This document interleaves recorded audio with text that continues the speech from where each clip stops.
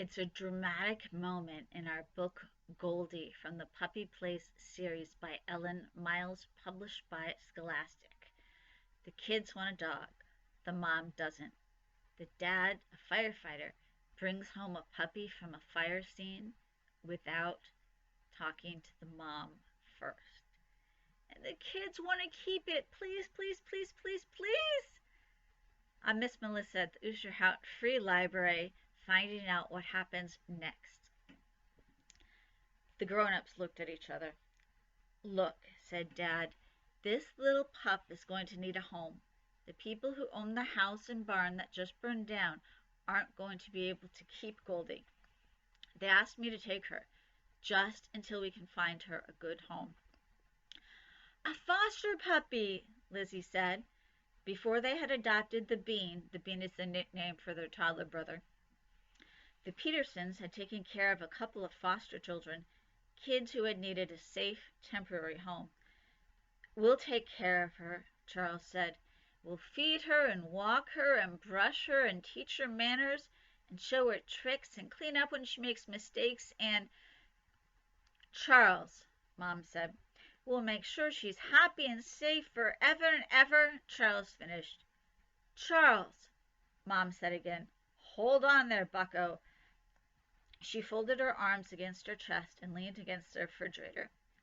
Charles couldn't stand it. Please, please, please, please, he begged, please.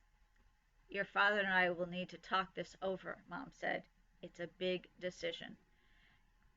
Just then, the back door swung open and Sammy strolled in. Knock, knock, he said. It must be a knock-knock joke. Who's there? Charles asked automatically.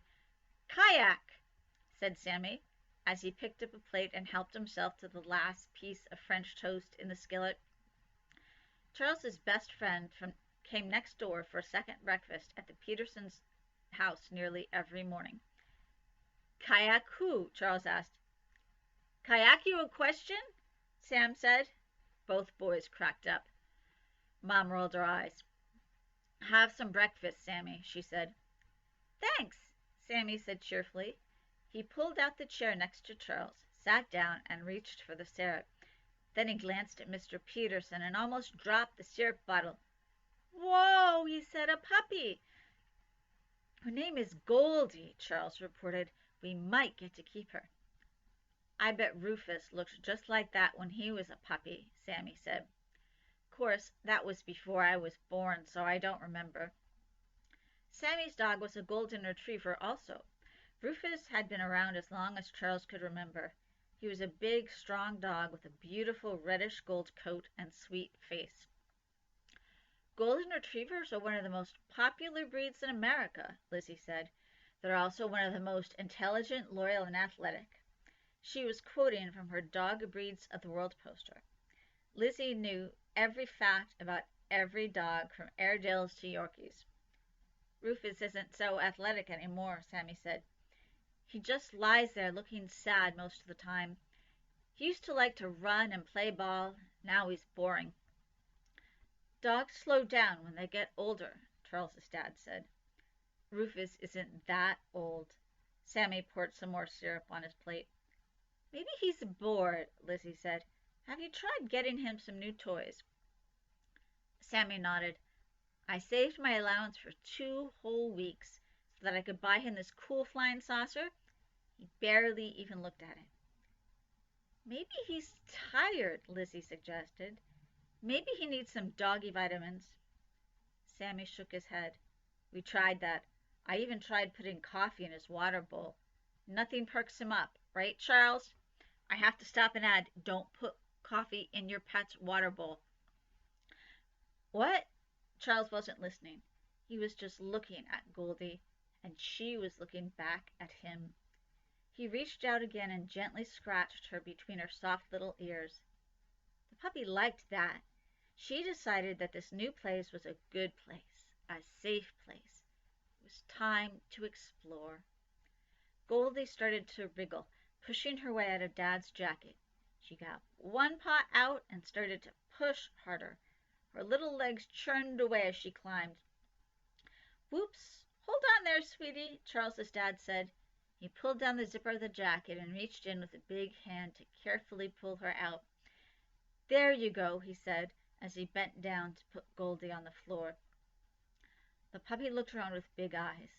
She yawned widely, showed a long curled pink tongue, and 2 rows of tiny, sharp white teeth. Then she shook herself and took a couple of unsteady steps. Her little tail stuck straight up in the air. Her golden coat was tangled and smudged with soot. "Doggie!" yelled the bean. He started to crawl toward Goldie. Mom swooped down to pick the bean up. "Let's let the doggie get used to us slowly," she said. She kissed the bean's ear and held him tight.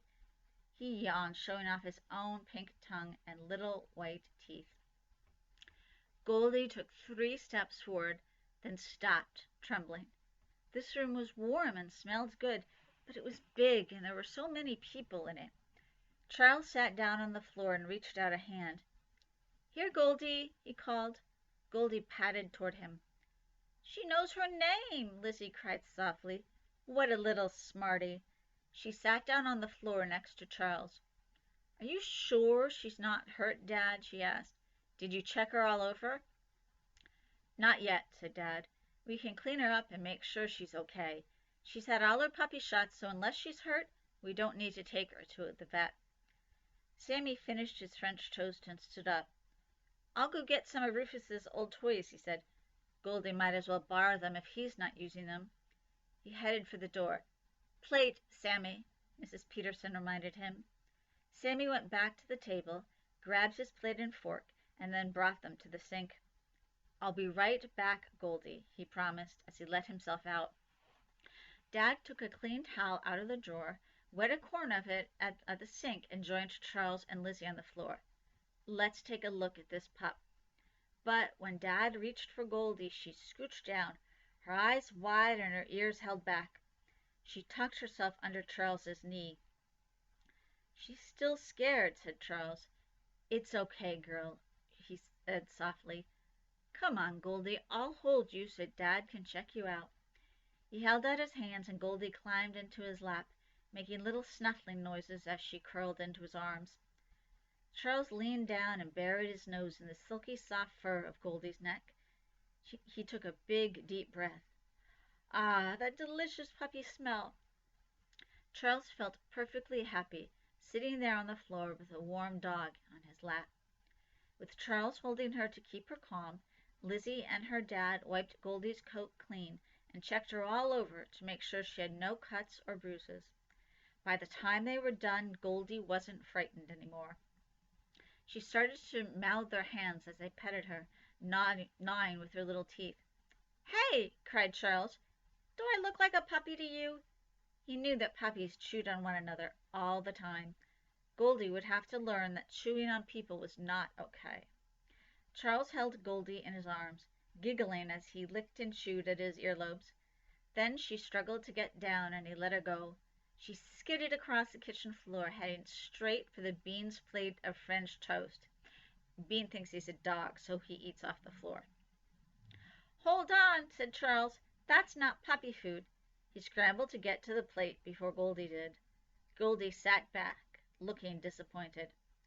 Then she caught another smell and took off in the other direction, tripping over herself in her eagerness to learn everything about this new place. Sammy burst back in with an armload of fuzzy, floppy toys. "I brought Mr. Man and Yellow Ducky," he said. Ducky used to be Rufus's favorite. The Bean held out his hands. "Toy!" he yelled. Sammy handed him Mr. Man. He was made out of soft, white material. Then he held out Ducky for Goldie. The dog took hold of one of the floppy yellow wings and started to shake the toy wildly, making the other wing bang against her head. Losing her balance, she plopped down on the floor and rolled over so her soft pink belly showed. Her eyes were wild as she bit at the toy, grabbing for Ducky's beak. Ducky suddenly let out a loud squeak. Goldie jumped up and stared at the toy for a second.